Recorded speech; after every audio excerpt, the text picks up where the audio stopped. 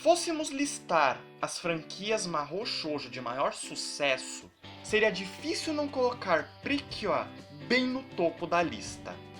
Tendo sua primeira encarnação em 2004, novas séries são lançadas numa base praticamente anual ainda hoje, numa longevidade invejável. E conforme séries de Mahou Shoujo se voltam para um público mais velho, Precure se firma como referência absoluta de seu gênero, dentro daquele espírito mais infantil e comercial que deu origem ao mesmo. Justamente por esse histórico, já há algum tempo eu tenho certa curiosidade para com a franquia, em especial para com a primeira série, afinal foi ela quem deu início a tudo isso. E eis que a oportunidade me aparece.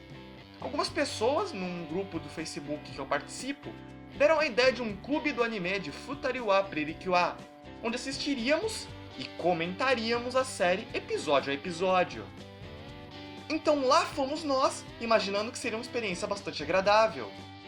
E bom, pra ser justo, até que foi, só não pelos motivos que imaginávamos. E o resumo da ópera é exatamente como eu coloquei na thumbnail desse vídeo. É um péssimo Mahou Shoujo, mas um bom Slice of Life. E o resto desse vídeo vai ser a versão longa dessa frase. Então, após assistir os 49 episódios da série original, esta é a minha review de Futariwa Precure. Então, a primeira coisa que precisa ser mencionada aqui é que, atualmente, a franquia Precure é bastante conhecida pela sua animação de alta qualidade e lutas com boa coreografia. E tendo assistido aos 3 primeiros episódios da série mais recente, Star Twinkle Precure, eu posso dizer que a fama é bastante merecida. Infelizmente, ela não se carrega para o passado. Como eu disse, Futariwa Precure é bem ruinzinho como Mahou Shoujo, e praticamente toda a culpa disso está nas suas batalhas. Pequeno resumo da história, apenas para dar o contexto. Certo dia, Nagisa e Honoka acabam conhecendo Mepple e Mipple, enviados do Jardim da Luz, que possui a missão de proteger 2 das 7 Prism Stones e de encontrar as lendárias Precure. Como os mascotes contam, o Jardim da Luz havia sido atacado pelo Dark King, a encarnação da escuridão e supremo regente da Dusk Zone, a fim de obter as Prism Stones, as Pedras da Criação. Ele conseguiu 5, mas os 2 fugiram com as 2 últimas e agora precisam do poder das Precure para recuperar as pedras roubadas e salvar o Jardim da Luz e a Terra. Logo no primeiro episódio, as 2 garotas são confrontadas pelo Psyar, enviado do Dark King, que invoca a sombra Zakena e faz com que ela possua os brinquedos de um parque de diversões. Esta será essencialmente a fórmula das lutas durante a primeira metade do anime. Aparece o Kapanga, ele invoca o Zakena, as garotas acabam com o Zakena e o Kapanga foge para voltar outro dia. Nada muito inovador, mas certamente nada de estranho também. Então onde está o problema? Por onde eu começo? Vamos lá! Primeiro de tudo, a animação de Futariwa Precure é mediana em seu melhor e bem ruinzinha em seu pior, o que resulta em lutas bem pouco impressionantes visualmente. A repetição de quadros é constante, mesmo dentro de um mesmo episódio. Fora que a coreografia não ajuda. Em alguns raros momentos, é até difícil de entender o que diabos está acontecendo na tela. Mas acho que o maior problema aqui é simplesmente a repetitividade. Não só os episódios seguem uma fórmula fixa, mas também as próprias lutas são bastante formulísticas. Quase sempre a mesma sequência de socos contínuos e chutes do alto, antes das garotas se darem conta de que seus ataques não estão fazendo efeito e decidirem então usar o seu movimento assinatura, o Precure Marble Screw, durante a primeira metade da série e o Precure Rainbow Storm durante a segunda metade. Pra ser franco, é uma fórmula bem preguiçosa, que inclusive deixa algumas perguntas no ar. Por que elas nunca tentam ir direto com o Marble Screw? Por que os vilões simplesmente fogem mesmo quando é o Zakena que foi derrotado e não eles próprios? Por que os vilões não lutam eles próprios desde o começo, ao invés de insistirem em usar o obviamente mais fraco Zakena? Por que quase ninguém tem o bom senso de simplesmente dar um passo pro lado e desviar desse raio de energia que só faz ir pra frente? Por que quase ninguém tenta manter as duas separadas, de forma que não possam usar seu golpe assinatura?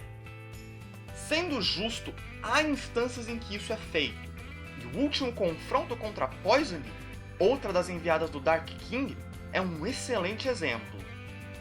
Não apenas ela desvia do primeiro Marble Screw, como ela ainda ativamente busca manter as garotas separadas. Isso não só gera uma boa desculpa para as duas precisarem recorrer ao combate físico, como ainda também as força a pensar fora da caixa e bolar estratégias e outros meios de usar seus poderes. Assim, e fora todos os problemas mencionados, o anime ainda tem a bizarra mania de dar poderes aos personagens que são sumariamente esquecidos logo no episódio seguinte. Tipo o Psyr transformando os visitantes de uma exposição em pedra, ou a Poison criando um mundo de espelhos, ambos poderes que vemos em um episódio e depois nunca mais. Até as garotas têm a sua versão desse problema. Durante o que podemos chamar de segundo arco do anime, quando o Psyr já foi derrotado e o capanga principal da vez é o Gekidrago, temos a introdução do ataque Precure Rainbow Therapy, usado em criaturas vivas para tentar purificá-las da possessão pelos Akena.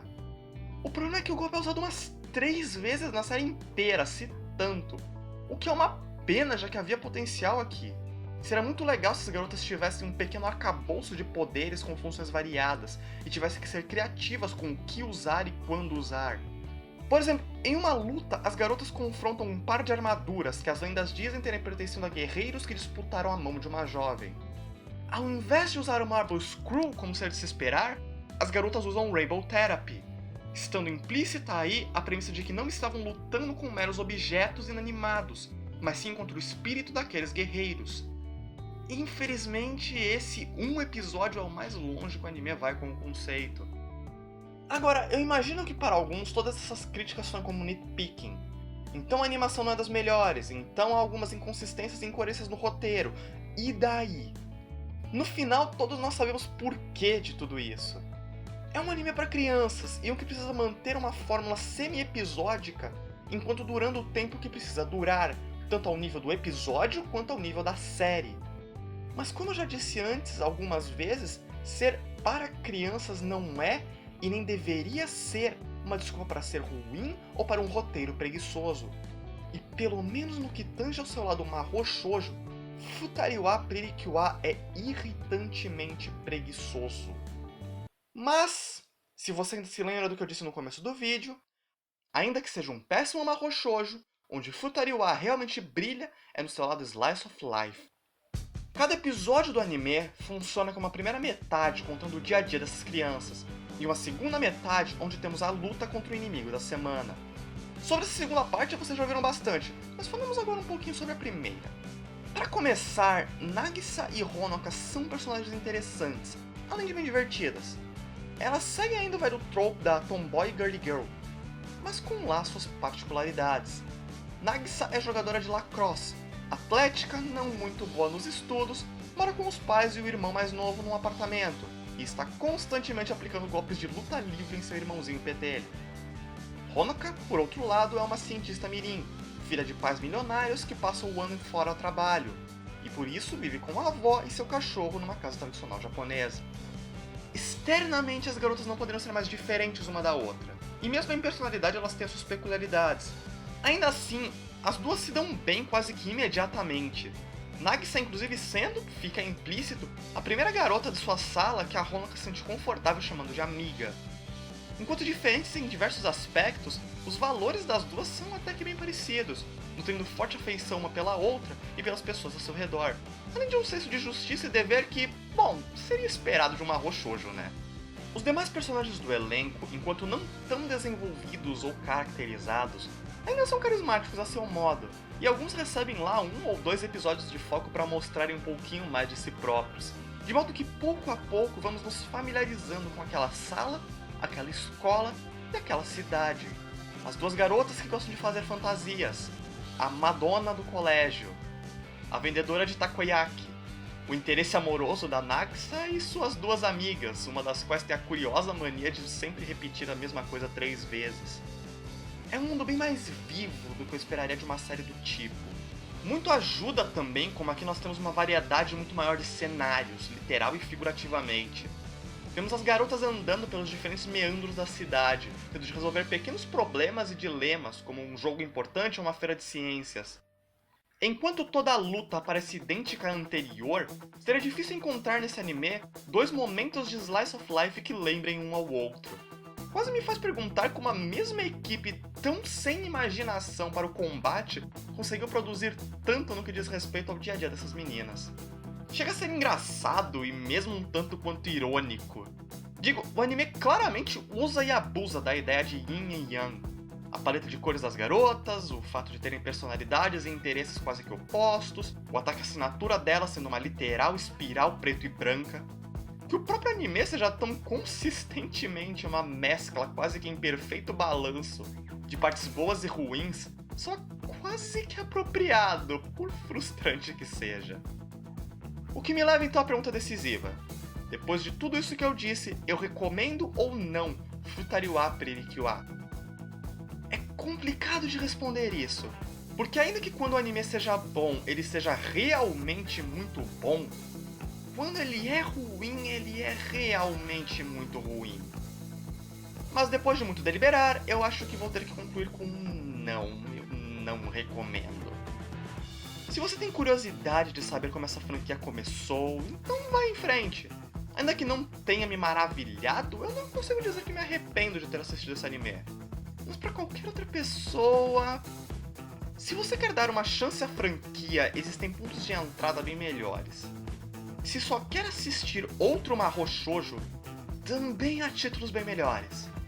Mesmo se for pelo Slice of Life, o que não faltam são séries do tipo por aí, que pelo menos não vem com uma metade de luta sem sentido.